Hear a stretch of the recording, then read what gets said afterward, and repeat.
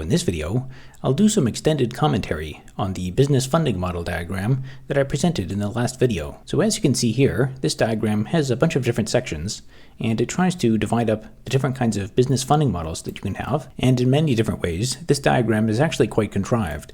So for example, looking at this rather sharp boundary here, you might get the impression that venture capital firms only invest in businesses that have an annualized rate of return of at least 30%.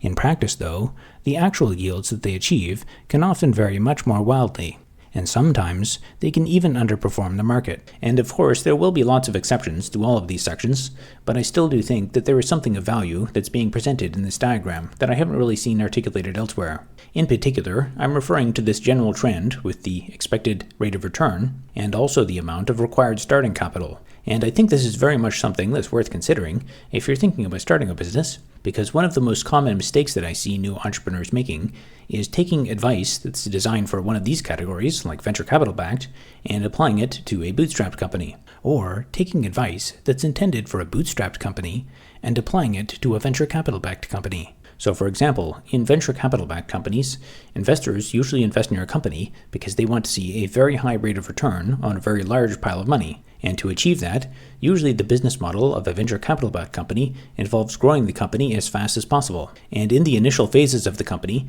will often lose massive amounts of money. However, if you come from a more bootstrapping mindset, you're probably much more likely to be frugal. Since you don't have any external money to start with, you have to come up with everything on your own. And if you try to be incredibly frugal in a venture capital-backed business, your investors might get upset with you because the reason that they invested in you in the first place was to get you to allocate the capital, not to sit around and do nothing with it. And for a typical venture capital-backed company, the funding model will usually go something like this. You'll start off the company with a small initial investment called a seed round. With this initial investment, the goal is simply to build a proof of concept product or demonstrate some growth metrics that can actually impress investors to invest in your company again. Often, for a venture capital-backed company, you'll do multiple rounds of investment as well, usually called a Series A, Series B, Series C, etc. You'll usually want to focus on metrics like customer acquisition cost or the business's operating margins, whereas metrics like profit and net cash flow are not emphasized as much as they would be with the bootstrap business.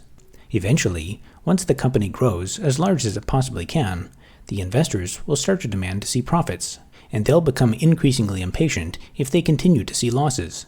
Often, around this time, the company will usually also file for IPO to sell the company's stock to the public markets. Another thing worth mentioning about starting a bootstrapped business is that most venture capitalists and banks don't want to invest in them simply because they're too small. Another thing about this diagram that's fairly contrived is the exact figures for annual rate of return. In reality, any of these businesses could achieve basically any rate of return. In fact, since most businesses fail, the real placement of most businesses would be somewhere off the edge of this graph. Having said that, I did a bit of research to try and come up with a realistic approximate average for most different types of businesses. And in general, I think these figures mostly get the point across. It is of course possible that you might start a restaurant that does much better than a 10% annualized rate of return. And many of the most successful restaurants probably have a few good years where they do better than that. There are also a few other noteworthy examples in this diagram that are also worth talking about. Buying a single prepaid postage stamp isn't exactly a business, but it's the only thing that fits into this point of the graph that can be acquired for less than $1 and achieves a guaranteed return of around 6%. And a tenth of a gram of gold is also not really a business. But in the last few years, if you bought one, you would achieve a 20% annual rate of return. Another thing about this diagram that's not very consistent is the placement of this section in the middle, called boring businesses. Now, giving this section the title of boring business doesn't really say much about how the business is funded. In reality, these types of businesses are likely funded using a variety of different methods.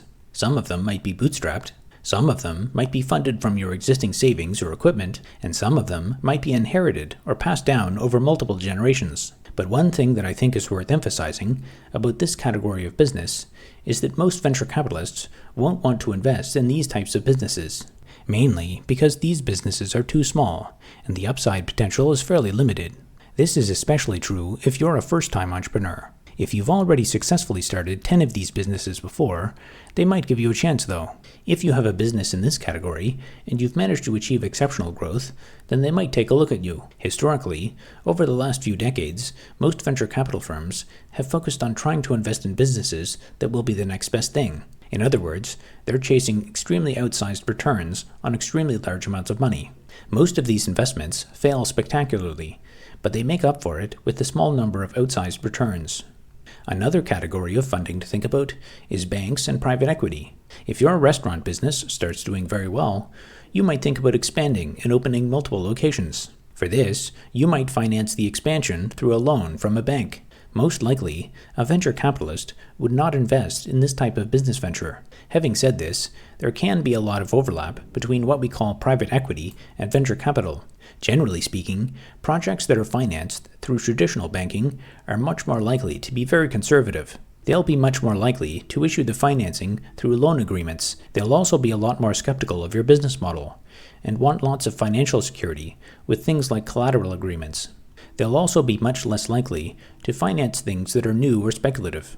Now, it's also worth saying a few things about the traditional investment section of this diagram. This section exists mainly because it's the only thing that can fill up this section of the diagram, but it is also useful for illustrative purposes. Here you can see that holding one share of the S&P 500 ETF for the last 20 years would have given you a 9% annualized rate of return. And for comparison, you can see that every type of business that's to the left of this point would have been basically a waste of time for you.